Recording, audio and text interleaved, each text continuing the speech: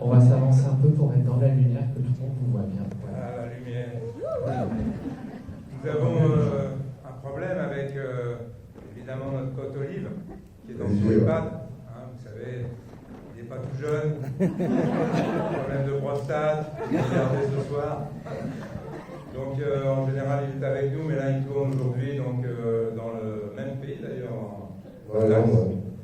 Et donc, il s'excuse de ne pas être là, mais il est avec nous, évidemment, avec nous, bien sûr, très fort, parce qu'on l'aime fort. Voilà.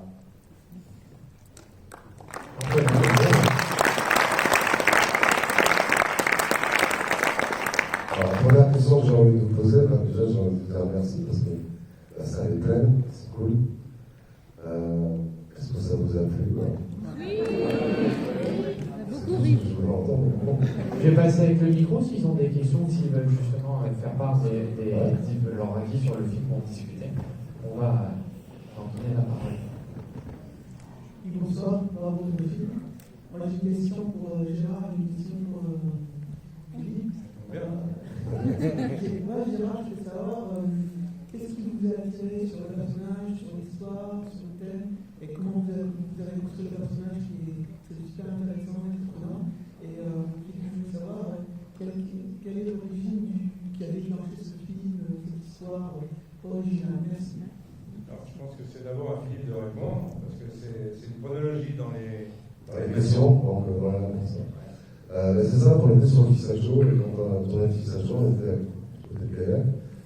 On avait décidé de vivre ensemble cette aventure, donc on habitait dans la même maison, Olivier Marchal, Gérard Lanvin et ma pote, et quelques collègues de la famille, et surtout, je ne pouvais pas imaginer laisser mon père tout seul et ne pas me mettre dans l'aventure. Ça s'appelait le Fils à Joe, donc mon père était là. Et il a vécu avec nous pendant 2 mois, et en fait, mon père, c'est un ancien capitaine de gendarmerie, donc c'est parti de là. Et c'est vrai que c'est lui qui organisait un petit peu les travaux de la maison. Et qu'il était assez comique, évidemment, comme un peu le personnage que vous avez vu là. Et Gérard, à la fin du tournage, m'a dit laisse-moi vieillir un peu, mais écris-moi un rôle comme ton papa, quoi. Alors Gérard a vieilli plus vite que prévu. Personnellement, il a fallu que je me mette à écrire assez rapidement. Et puis, comme je trouvais que le sujet est assez original entre un grand-père et une petite fille, puisqu'en sortant du Fils à Joe, ça fait un peu la petite fille à Joe aussi. Et comme Gérard émettait le souhait de travailler une nouvelle fois avec le duo du Fils à Joe, c'est-à-dire avec Olivier Marchal, je me suis dit que de faire débarquer un grand-père complètement délivré, ça pouvait être un peu plus original, et du coup j'ai tout réécrit avec le grand-père. Voilà, donc c'est là l'origine. Exact. Voilà, tu as compris l'origine. Donc mon intérêt sur le père de Philippe, évidemment, c'était une envie particulière de passer à un autre stade, après avoir couru après les voitures, après machin. Il y a un moment où tu dois accepter la tradition de la transmission. On laisse ça aux générations qui arrivent, et nous on doit aller dans les histoires qui correspondent à nos âges. Pour jouer un grand-père aujourd'hui, c'était compliqué de trouver un rôle, parce que personne ne pense à toi en tant que grand-père, parce que les gens agissent sur ce qu'ils connaissent de toi. Marshall, encore, on propose des scénarios où je dois courir après les voitures. Malheureusement, j'ai un problème au genou, je ne peux plus le faire. Mais au-delà de ça, il y a un moment où tu dois passer dans la tranche, peut-être, des grands-pères. Et là, c'était l'occasion que j'avais, parce que j'avais l'exemple d'un comportement heureux, amusant. Et je devais trouver en cela un partenaire pour jouer mon alter ego. J'ai trouvé un vieux déjà d'origine. Je vous explique le jeu, c'est que quand Marshall n'est pas là, c'est Gérard. Hier, à Léon, Gérard n'est pas là, et c'est voilà, il m'a cassé hier, je vais le passer aujourd'hui. C'est l'amour de ça. Mais donc j'ai un partenaire formidable en comédie, parce que moi j'ai toujours considéré Olive comme un joyeux. En fait, Olive, c'est un mélange de blues et de rock'n'roll. Le blues, il l'a eu par rapport à sa vu des orgueries, des saloperies humaines. Et aujourd'hui, il sait que ça existe. Ah, Ça, Il m'en a un coup de fil apparemment. Ah, Sur le parleur. Il semblerait que j'ai un appel. ah. C'est l'EHPAD. Ça vient de couper parce qu'on est dans un cinéma. On va rappeler. Pour finir cette chose-là, où j'en étais, oui, Olivier Marchal. c'est la mémoire, c'est la Donc, Olivier, c'est la prostate. Olivier, c'est la prostate. Donc le problème, c'était de considérer que le rôle était intéressant pour aller amuser les gens. À l'époque, on faisait des grands-pères assez stricts, assez... nous, nos générations sont rock'n'roll, on a vécu tellement de choses depuis 68 qu'on peut jouer des grands-pères complètement allumés, c'est ce qu'on a essayé de faire. Ça vous a fait rire, on vous a entendu, on est arrivé à un quart d'heure, un petit peu avant la fin. Nous, notre plaisir, c'est de vous entendre rien. Parce qu'on l'a fait en riant, ce film, on l'a fait avec cette envie-là, on n'est pas des acteurs élitistes, on est des acteurs provinciaux, on est des acteurs qui vont rigoler, manger, boire, vivre la vie qu'on a avec le désir de dire merci. C'est bien parce que comme ça, il parle en même temps, mais c'est pas grave. En tout cas, moi je dis merci parce que si on peut être ce petit Prozac qu'on a besoin d'apprendre aujourd'hui, et ben, on est fiers de l'être. Ah, on dirait que le départ de. C'est quoi? Ça marche pas le FaceTime. Je suis avec Gérard et Philippe et on a tendance que peux-tu parler plus fort? Comment s'est passée ton opération?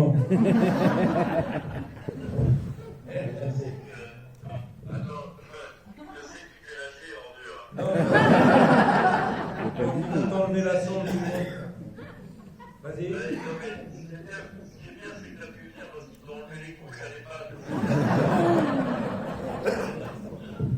Tu verras, quand ils enlèvent la sonde, ils disent compter 1, 2, 3. Et ils enlèvent à 1, fais gaffe.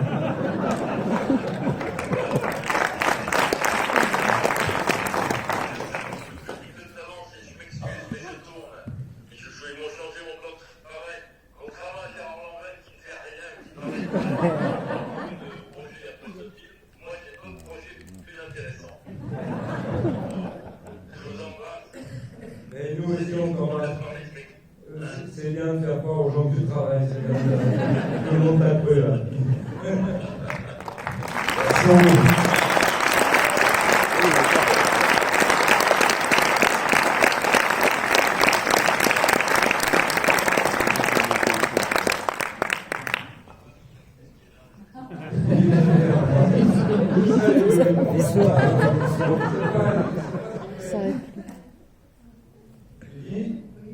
Oui.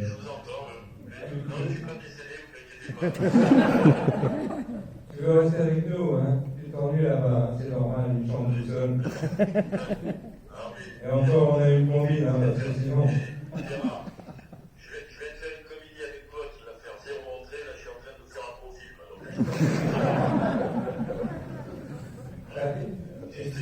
Écoute, Olivier, va te coucher, il est l'heure. Maintenant, nous on reste avec le public. Malheureusement, tu n'es pas là, tu n'as pas pu. Les ennuis physiques, ça existe. Mais nous, on est avec toi, on t'aime et. Hein? Je suis avec un grand acteur français qui s'appelle Le Fils, qui est avec moi. Ah, d'accord. Écoutez, il faut qu'on rentre, je dois le changer.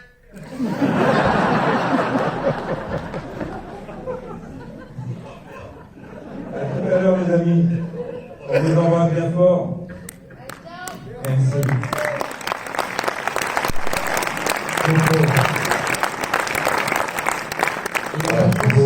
Il rate Bordeaux. C'est comme ça tous les jours, dans 2 mois.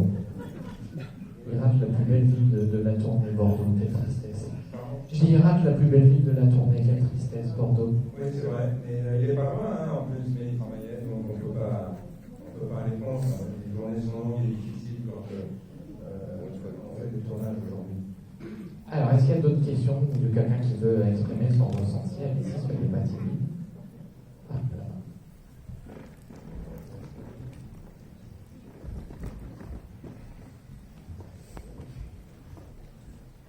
Merci de me donner la parole. Bonsoir à tous les deux. Moi, je connais Philippe Guiguerre de par le rugby, quoi. Moi, j'ai vu des interviews de lui, des après-matchs, etc., etc.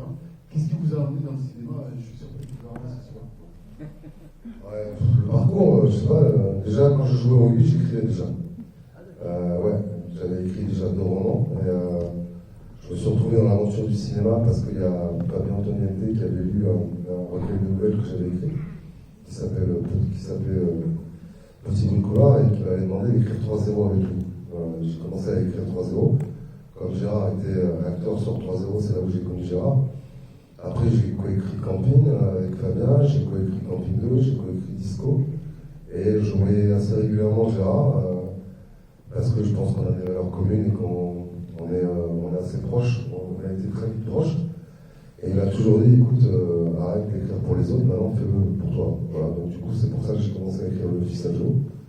Et c'est comme ça que voilà. Après, du côté de la réalisation, c'est parce que je crois que je faisais pas mal de conneries sur Canal et je réalisais des petits sketchs. Il y en a d'ailleurs certains qui ont été ici mes victimes, sympathiques bien sûr. Et voilà, j'aime bien raconter des histoires, et aujourd'hui on a un outil qui s'appelle une caméra. Donc je me suis dit tiens, pourquoi pas, et puis un jour voilà, je me suis dit, j'ai appelé Gérard, je lui ai dit écoute, j'ai une histoire à te raconter. Je suis allé le voir à la Baule, on a mangé, on s'est baladé sur la plage, je lui ai raconté Le Fils à Joe, j'avais pas écrit encore. Et il m'a dit j'adore, on y va, et puis je lui ai dit mais tu sais que ça va être mon premier film, je vais le réaliser, t'es sûr que t'as envie que je réalise? Il me fait la manière dont tu le racontes.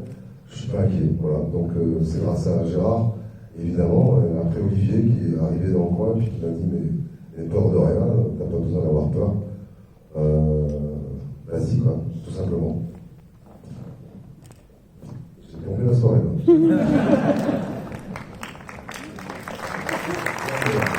Voilà, c'est simple. Hein.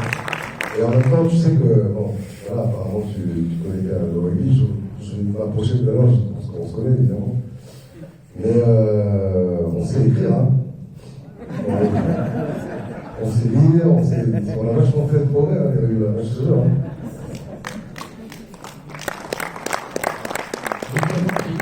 Quand les acteurs se connaissent si bien, est-ce que c'est pas une difficulté supplémentaire pour un réalisateur, notamment sur les scènes comiques, quand il faut garder son sérieux? On a du mal parfois, j'imagine. Non, tu fais une comédie, donc si tu fais une comédie, il faut que ce soit joyeux. Donc plus il y a une bonne humeur sur le plateau, et mieux c'est quoi. Alors je te cache pas que oui, il y a eu 2 scènes qui ont été très compliquées à mettre dans la boîte. La scène de la caravane, les scènes du caravane, parce que chaque fois que lui arrivait avec ses slips roses, et puis que l'autre il ouvrait la portière, c'était fou rire, et ça durait 4 heures. Et le plus dur, ça a quand même été, on est d'accord, la scène des slips. Hein. C'est sûr que là, celle-là, ça a été compliqué à mettre en boîte. Parce que... En plus, Olivier vient avec ses accessoires. C'est personnel, c'est à lui tout ça, et donc de devoir assumer tout ça, c'est triste, mais on est pas drôle.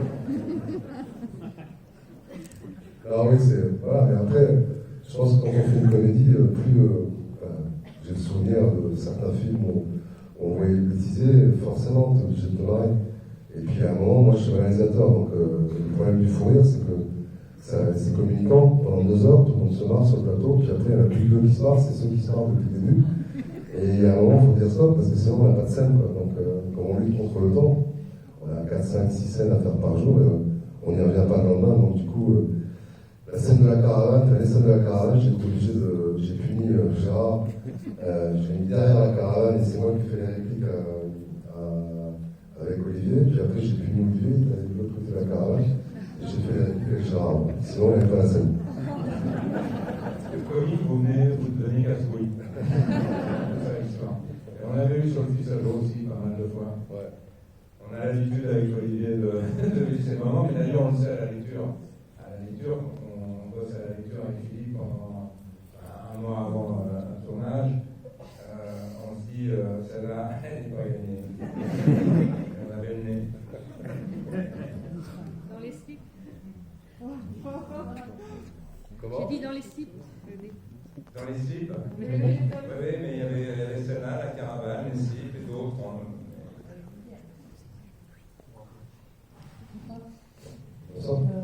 En tant que réalisateur, est-ce que ça vous est déjà arrivé de créer des films à base d'histoires vraies en fait? la vaste histoire de Jean. Ben, c'est inspiré d'histoires vraies, c'est sur des personnages que je connais. Mais ouais, quelqu'un vous a raconté sur Après, il y a une anecdote de vrai. Oui. Mon père n'a pas des sites comme ça. Après, j'ai une imagination qui déborde un peu. Mais je connais ces personnages-là, je les ai croisés déjà. Mon père, évidemment, ça c'est sûr, je l'ai croisé quand même assez souvent, je le croise encore. Et même le personnage d'Olivier, j'en ai croisé un paquet au rugby. Il y a encore plein de mecs qui tiennent des boîtes de nuit dans le sud-est avec des chemises comme ça. Hein. Et avec Milan, je pense que c'est c'est un petit peu une. Et encore, je suis avec Molo parce que c'est un film familial. Hein. Je suis très calme.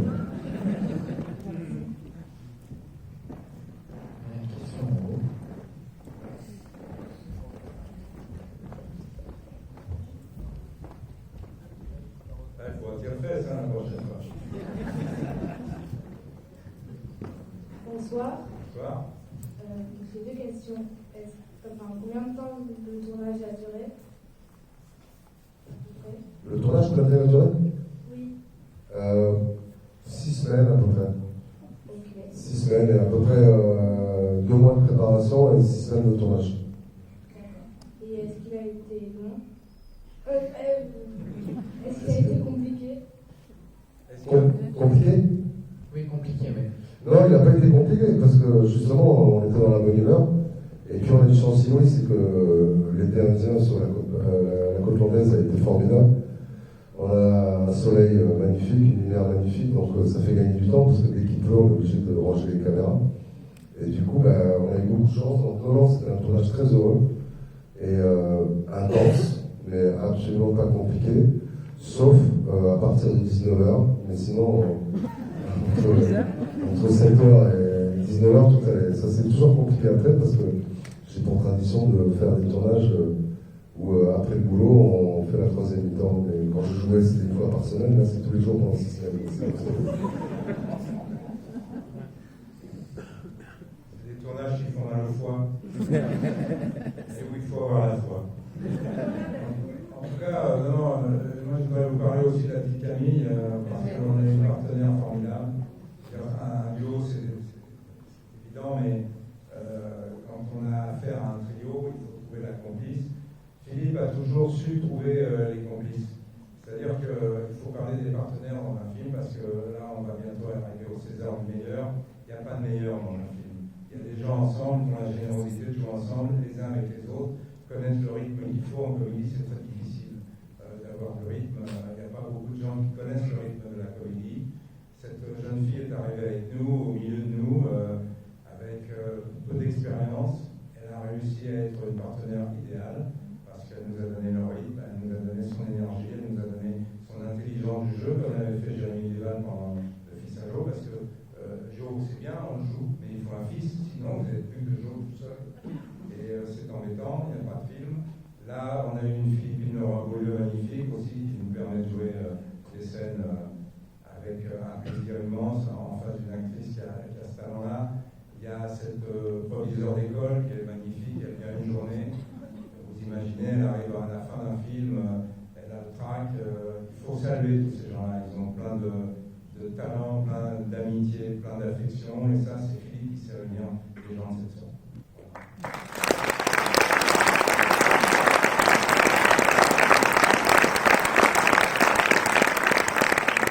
On va ajouter un détail important aussi, c'est que pour un film, la meilleure film, c'est le bouche à oreille. Donc si vous l'avez aimé, on vous invite à en parler autour de vous. Et si c'est un succès, est-ce qu'éventuellement, il y aurait d'autres aventures à confier à ces personnages? Parce qu'on a l'impression qu'il y a plein de choses encore à vivre avec eux. Oui, j'aimerais bien. Après, ça dépend du succès du film. C'est ça, le cinéma aujourd'hui, les productions vous suivent s'il y a un succès. Donc après, s'il n'y a pas de succès, ils ne vous suivent plus. Et si jamais vous voulez voir la suite, on fait que le goût sera. Mais oui, la suite, je l'ai déjà un peu en tête. Dans la tête, il y en a plein. Ouais, j'ai déjà la première scène, c'est Gérard Morin qui passe son permis pour la 5e fois. Dans les conditions d'aujourd'hui. Donc, et voilà quoi. Donc, non, oui, j'aimerais bien retrouver ces personnages parce que j'ai pris énormément de plaisir à les écrire et à tourner parce que c'est des gueules à la Nino Ventura, c'est des gueules à la Gabin, c'est des gueules du cinéma des années 60-70 pour moi. Et c'est formidable pour moi à filmer. Ça, c'est un bonheur, vraiment. Alors, c'est important pour nous que vous transmettiez les émotions, parce qu'aujourd'hui, bien que je ne pratique pas ce genre d'exercice, mais il y a Internet, il y a les réseaux, il n'y a que vous qui pouvez faire la pub à des films populaires qui sont assez méprisés par l'élitisme parisien. On est des acteurs provinciaux, on est des acteurs qui vont vous retransmettre des émotions heureuses. Le petit protocole dont je vous parlais, on est fiers de l'être au lieu d'avoir des compliments de ces gens qui sont élitistes et qui nous méprisent. Et j'entends par là, on a déjà lu nous sur Internet qu'on était, c'est GQ, je crois. Ouais, c'est un magazine qui s'appelle GQ. Ils ont vu juste une bande-annonce en disant que nous étions affligeants avec Olivier Marchal. Et voilà, un autre. Alors, si vous voulez jouer le match Bordeaux-PSG, c'est maintenant. Je pense que le Bordeaux-PSG, c'est maintenant. C'est grâce à vous que ce film marchera, grâce à votre émotion heureuse qu'on a entendue, à dire moi j'ai vu un film, il m'a fait marrer. Parce que ça n'est pas vis-à-vis de ces gens un peu élitistes donc encore qui nous font des films qui sont nécessaires. Hein. Les chieurs sont nécessaires aussi. Nous, on est là pour vous distraire, vous amuser. Nous sommes des saltimbanques et fiers de l'être.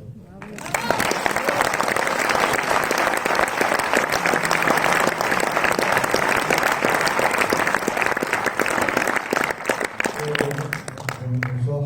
Sincèrement, félicitations parce que, honnêtement, je vous il y en a qui voient beaucoup plus de films que moi, mais là, ces derniers temps, sincèrement, en termes de poésie, de rythme, franchement, il est frais, il est intergénérationnel, il y a une morale, il y a plein de poésie.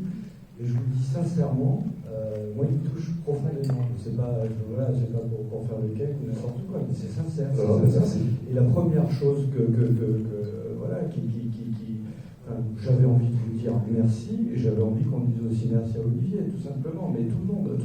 Et c'est vrai que, je sais pas, il est fluide, il est fin, en plus avec les propos que vous donnez, on a envie de vous accompagner. Enfin, moi, je vais parler.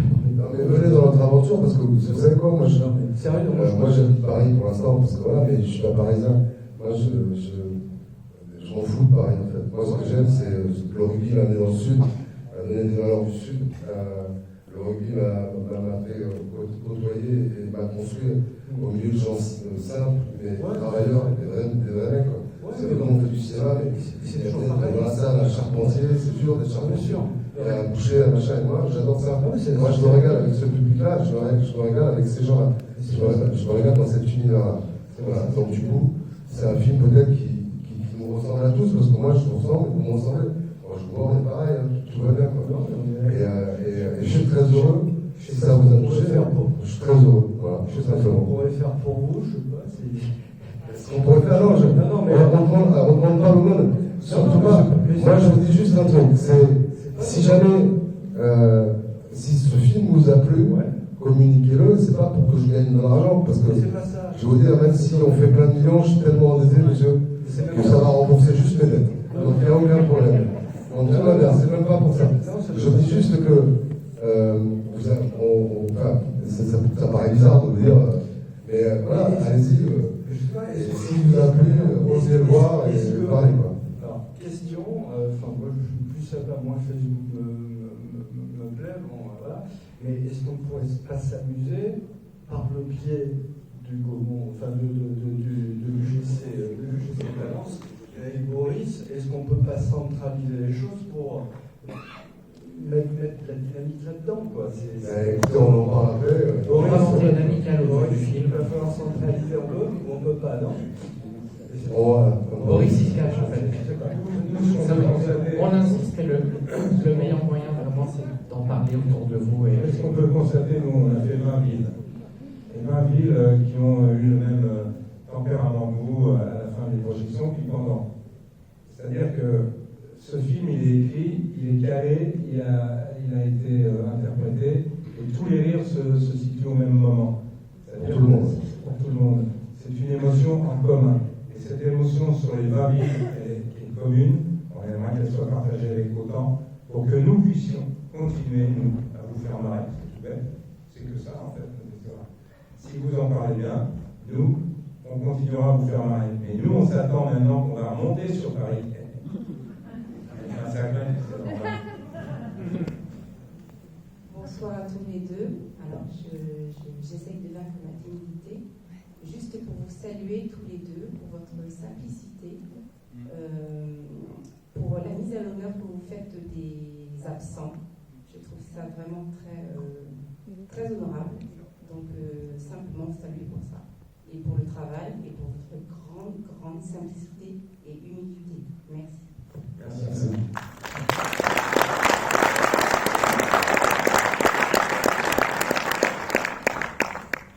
Est-ce qu'il reste encore peut-être Après, gérer le succès qui va venir, tout ça. Notre actualité, peut-être par la suite revenir dans le coin. À toi, ça? Pour vous deux, pour les deux. Notre actualité, moi je vais revenir avec Olivier Marchal, peut-être quand on aura la promotion de Bronx, son dernier film à faire, dans lequel j'ai eu la joie de participer. Et puis là, nous, on attend encore une fois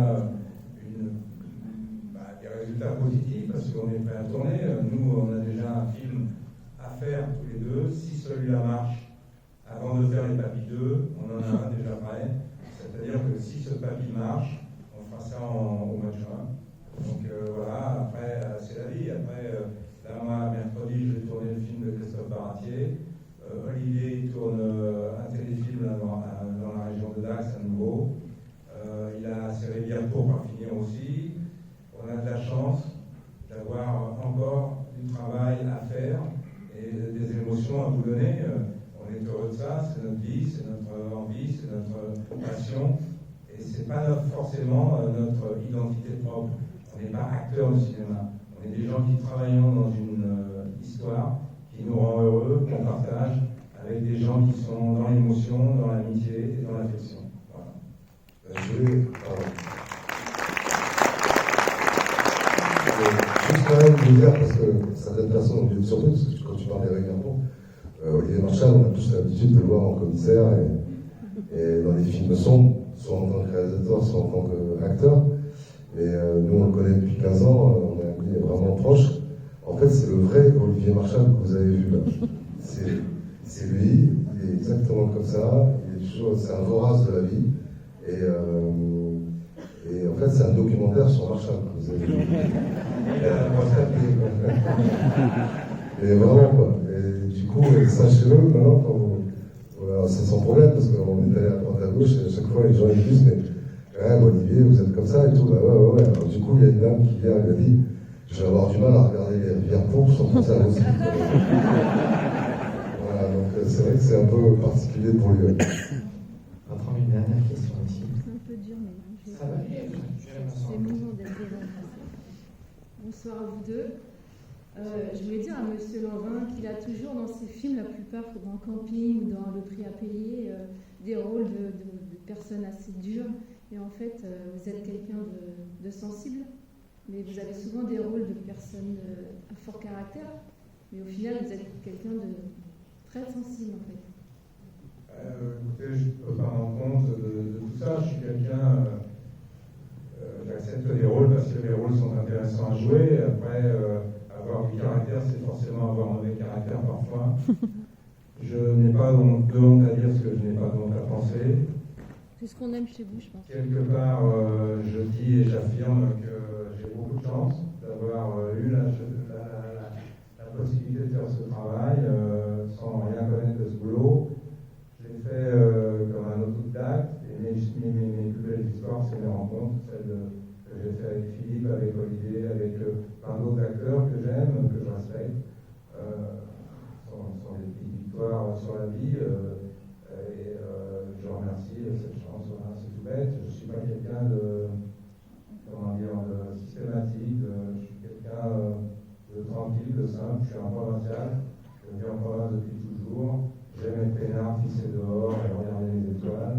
Je suis un contemplatif et encore une fois fier d'être populaire. Voilà.